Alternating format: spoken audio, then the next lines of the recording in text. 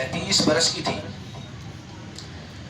تو زوردار بارش کے باعث حرم کعبہ میں ایسا عظیم انقلاب آیا کہ کعبے کی عمارت بالکل ہی منہدم ہو گئی، چونکہ حضرت ابراہیم اور حضرت اسماعیل علیہ السلام کا بنایا ہوا کعبہ، اس کی عمارت بہت پرانی ہو چکی تھی۔ اگرچہ قوم عمالقہ، قبیلہ جرہم اور قصی وغیرہ نے اپنے اپنے وقتوں میں اس کی مرمت کرتے رہتے تھے وہ، لیکن عمارت چونکہ نشیب میں تھی تو اس لیے پہاڑوں سے جو برساتی پانی کا بہاؤ آتا تھا، اس زوردار دھارا جو وادی مکہ سے ہو کر گزرا کرتا تھا، اور اکثر حرم کعبہ میں اس کے باعث سیلاب آ جایا کرتا تھا۔ اگرچہ قریش نے اس مسئلے کے لیے بالائی علاقوں میں بند بھی بنائے تھے، لیکن چونکہ وہ دھارا، پانی کا دھارا بہت تیز ہوا کرتا تھا تو بند بھی اکثر اوقات ٹوٹ جایا کرتے تھے۔ تو قریش نے فیصلہ کیا کہ اس عمارت کو، کعبے کی عمارت کو ڈھا کر کعبے کی ایک مضبوط عمارت بنائی جائے، جس کا دروازہ بھی بلند ہو اور چھت بھی ہو۔ تو قریش نے مل جل کر تعمیر کعبہ کا کام شروع کر دیا، اور اس تعمیر میں آقا دو جہاں صلی اللہ علیہ وسلم نے بنفس نفیس آپ نے بھی شمولیت فرمائی۔ آپ خود بھی قریش کے سرداران کے دوش بدوش کندھے سے کندھا ملا کر اپنے دوش اقدس پر پتھر اٹھا کر لایا کرتے تھے۔ تو جب یہ عمارت پوری مکمل بن چکی اور حجر اسود کو رکھنے کی باری آئی تو اب قبائل کے اندر جھگڑا ہونے لگا کہ حجر اسود کو اپنے مقام پر کون رکھے، حجر اسود کو کون اٹھائے، چونکہ ایسے مبارک، ایسے بابرکت پتھر کو اٹھانا فخر و اعزاز کا باعث تھا۔ تو ہر قبیلے کی یہ خواہش کہ ہم اس پتھر کو رکھیں، تو ان میں جھگڑا ہونے لگا آپس میں، اور کوئی تصفیہ اس جھگڑے کا سدباب نہ ہو سکا۔ اس کشمکش میں 4 دن گزر گئے اور نوبت یہاں تک پہنچ گئی کہ لوگوں نے اپنی تلواریں میدان سے نکال لی، اتنا سخت جھگڑا ہو گیا۔ اور زمانہ جاہلیت کی ایک رسم ہوا کرتی تھی اپنی قسم کو مضبوط کرنے کے لیے کہ پیالے میں خون بھر کر اس میں انگلیاں ڈبو کر چاٹ لیا کرتے تھے کہ اب قسم ہماری پکی ہو گئی ہے، اب اگر ہماری بات نہ مانی گئی تو خون خرابہ ہوگا۔ اس قدر یہاں تک نوبت پہنچ گئی۔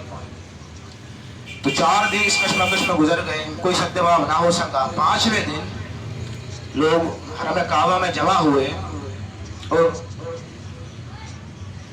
اس وقت بھی کوئی سدباب نہ ہو سکا تو ایک بزرگ نے رائے پیش کی کہ صبح جو شخص حرم کعبہ میں سب سے پہلے داخل ہو اس کو سب پنچ مان لیں، اس کو سردار مان لیں، وہ جو فیصلہ کرے اس کو سب مان لیں۔ اس بزرگ کی بات سب نے مانی کہ ٹھیک ہے۔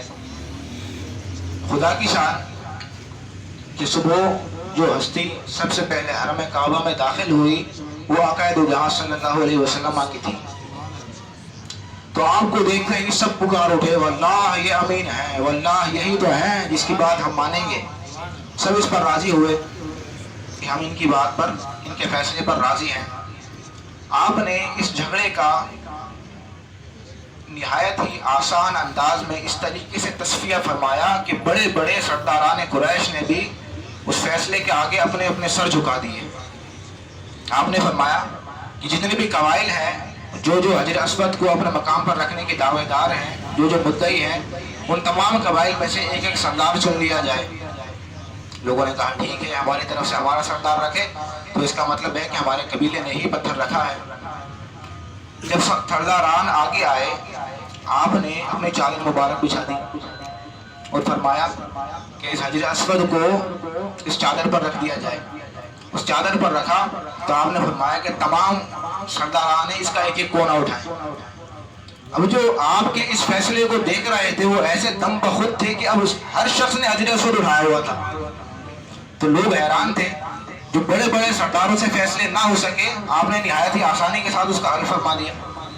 تو اس کو لے کر سرداران قریش جب چلے تو اس مقام پر پہنچ کر آپ نے ہی اپنے بابرکت ہاتھوں سے اس حجر اسود کو نصب کیا، اور ایسی خون ریز لڑائی ٹل گئی جس کے باعث نہ جانے کتنا خون خرابہ ہوتا۔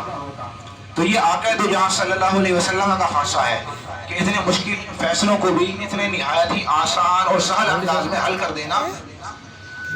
جس کے آگے بڑے بڑے سرداران بھی اپنے سر جھکانے پر مجبور ہو جائیں. تو خانہ کعبہ کی عمارت بن گئی، لیکن تعمیر کے لیے جو سامان جمع کیا گیا تھا وہ کچھ کم پڑ گیا، اس لیے ایک طرف کا حصہ باہر چھوڑ دیا گیا. اب یہ بتا رہا ہوں کہ حتیم کی بنیاد کیسے پڑی. حتیم تو ایک حصہ باہر چھوڑ دیا گیا اور چھوٹا سے کعبہ کی اس کی بنیاد کعبہ بنا لیا گیا.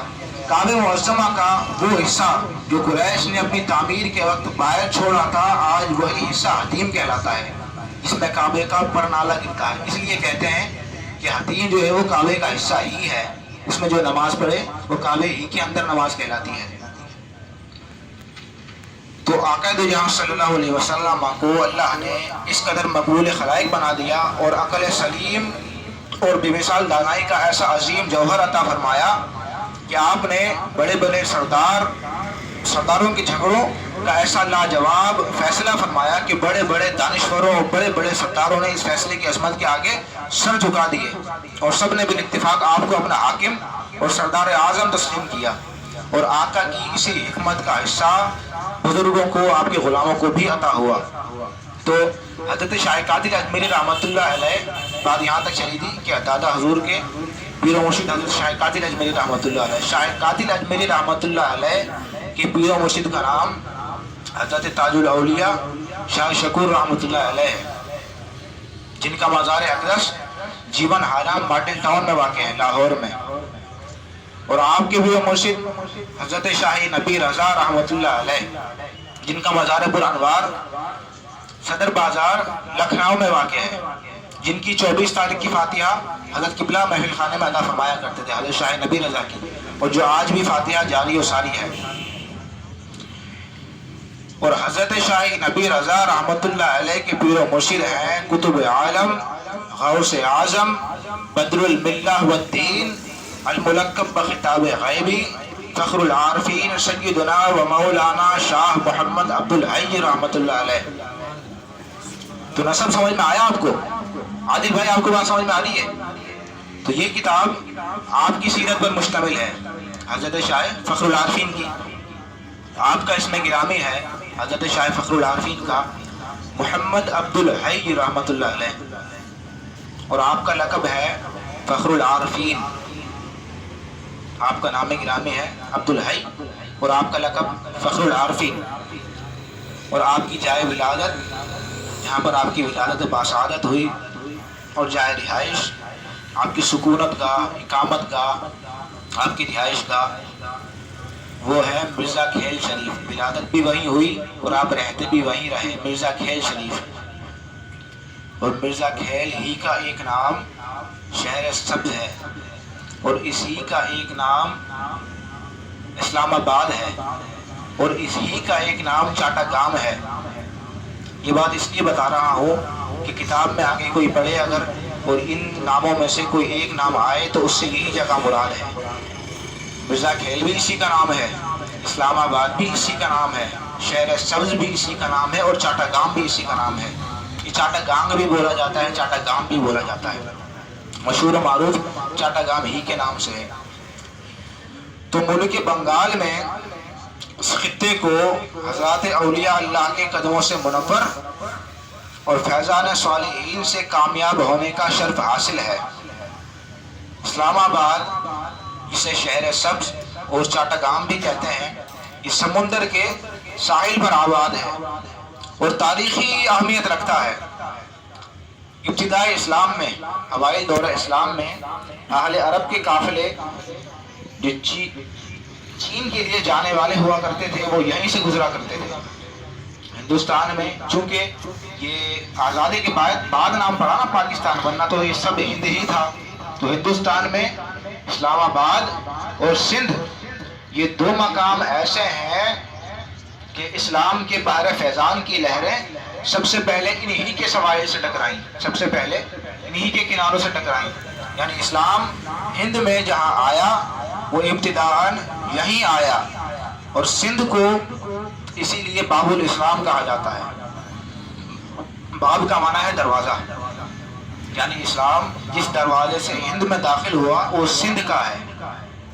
ہند میں اسلام کے لیے جو دروازے کھلے وہ سندھ سے کھلے. تو پاک و ہند میں اسلام کی اولین نئی آبادیاں جو آئیں وہ انہی مقامات یعنی اسلام آباد اور سندھ میں آئیں۔ اکثر اہل عرب نے اسلام کے ابتدائی دور میں ہی اسلام آباد اور اس کے قرب و جوار کو اپنا مسکن بنا لیا تھا، اپنی رہائش گاہ بنا لیا تھا، جن کی تعلیم اور فیض صحبت کا یہاں کے قدیم باشندوں پر بھی اثر پڑا اور یہاں ہر طرف مسلمان ہی مسلمان نظر آنے لگے۔ اور یہی وجہ تھی کہ ضلع چاٹگام کی 15 لاکھ کی آبادی میں سے 11 لاکھ مسلمان تھے، صرف 4 لاکھ غیر مذاہب کے لوگ تھے، اور جن میں خاصی تعداد بدھسٹ لوگوں کی تھی۔ اور یہ بدھزم، بدھ مت، یہ ایک دین ہے اور اس کے پیروکار بدھسٹ کہلاتے ہیں۔ تو اسلام آباد یہاں ابتدائی دور میں ہی آ گیا، اور سب سے پہلے جن مقامات میں اہل اسلام آئے یہ خطہ انہی میں سے ایک ہے، جس کی وجہ سے اتنی کثیر تعداد میں مسلمان ہو گئے تھے۔ اور جو چند رہ گئے تھے جن میں اکثر تعداد بدھسٹ لوگوں کی تھی، وہ بھی اس لیے کہ یہ مقام ہندوستان کی اس آخری مشرقی سرحد پر واقع ہوا ہے جہاں سے برہما کی حد شروع ہو جاتی ہے۔ بولیے، جہاں سے برہما کی حد شروع ہو جاتی ہے۔ یہ برہما، براہما، سوانیہ، یہ ہندوستان کے کفار کی، بت پرستوں کی بڑی قوم شمار کی جاتی ہیں۔ یہ براہما اپنے رئیس برہمن یا برہام کی جانب منسوب ہے، اور سومنیہ یہ سومنات کی طرف منسوب ہے۔ سومنات یہ ہندوستان کا ایک شہر ہے اور ہنود کی ایک بڑی زیارت گاہ ہے، اس میں ان کا ایک بت رکھا ہے۔ لوگ دور دراز سے سفر کر کے اس کی زیارت کے لیے آتے ہیں، اور ہندوؤں کا یہ خیال ہے کہ یہ جو سومنات کا بت ہے یہ حرکت اختیاری کرتا ہے، اور وہ کہتے ہیں کہ جو اس کی زیارت کرے گا اس کا جو دوسرا جنم ہے وہ انسان ہی کی شکل میں پیدا ہوگا۔ یہ جو پنرجنم کا عقیدہ ہے ان کے ہاں، تو کہتے ہیں کہ اس کی جو زیارت کرے گا وہ دوبارہ انسان ہی کی شکل میں پیدا ہوگا۔ اور یہ سومنات کا بت وہی ہے جس کو محمود غزنوی سلطان محمود غزنوی رحمۃ اللہ علیہ نے توڑا تھا۔ بہرحال اس کی تفصیل کی یہاں ضرورت نہیں۔ تو اسلام آباد اور سندھ یہ دو حصے ایسے ہیں جو برکات عرب سے سب سے پہلے بہرہ یاب ہوئے، جو اپنی زبان، اپنی معاشرت، اپنے رسم و رواج کے لحاظ سے پتہ دیتے ہیں کہ یہ کس درخت کی شاخ ہے۔ اور اس کتاب میں فرماتے ہیں کہ یہاں آثار عرب آج بھی ہر جگہ نمایاں ہیں، اور تحفظ نسب میں، حفاظت نسب میں یہاں آج تک اب تک وہی رواج ہے جو قدیم قبائل عرب میں ہوا کرتا تھا۔ غیر نسب میں شادی کا یہاں مرزا کھیل میں بہت ہی کم رواج ہے۔ یہ غیر نسب میں شادی کا میں جواز ثابت نہیں کر رہا ہوں، کہیں کوئی یہ سوچے کہ غیر نسب میں شادی کرنا حرام ہے یا ممنوع ہے۔ میں صرف ایک رواج بتا رہا ہوں کہ وہاں غیر نسب میں شادی کرنے کا رواج نہیں تھا، اور اسی غیر نسب میں شادی نہ کرنے کی وجہ سے یہاں نسل جو ہے وہ محفوظ رہے، اور غیر نسب کی آمیزش اور ملاوٹ سے پاک رہے، اور یہاں کے رہائشیوں کی عادات، ان کے اطوار، ان کے بول چال کا طریقہ، یہ سب باتیں ظاہر کرتی ہیں کہ یہ کس کے نشان قدم ہیں۔ تو کہا نا کہ ابھی اس راہ سے گزرا ہے کوئی، کہے دیتی ہے شوخی نقش پا کی۔ تو یہ حضرت شاہ فخر العارفین کے مسکن، آپ کی جائے ولادت کا ذکر تھا۔ اب آتے ہیں آپ کے حسب نسب کی طرف۔ یہ شاہ فخر العارفین، شاہ شیخ العارفین ایسی بزرگ ہستیاں ہیں کہ ان کا ذکر بھی کس زبان سے ہو۔ وہ فرمایا کہ بیان کس منہ سے ہو رتبہ تیرا، یا غور سے مرزائے تھے، زمانے میں نہیں ثانی تیرا، یا غور سے مرزا تھے۔ تو حضرت شاہ فخر العارفین رحمۃ اللہ علیہ کے والد ماجد، آپ کے جو والد ماجد ہیں اور پیر ہیں، غوث اعظم، کتب دورہ، شمس الملہ والدین، المخاطب بخطاب غیبی، شیخ العارفین سیدنا و مولانا حضرت شاہ مخلص الرحمن الملقب بجہانگیر شاہ قدس سرہ العزیز، آپ نہایت ہی کامل و اکمل بزرگ ہیں۔ یعنی یہ آپ کے والد گرامی بھی ہیں اور آپ کے پیر و مرشد بھی ہیں حضرت شیخ العارفین۔ آپ کا اسم گرامی ہے مخلص الرحمن رحمۃ اللہ علیہ۔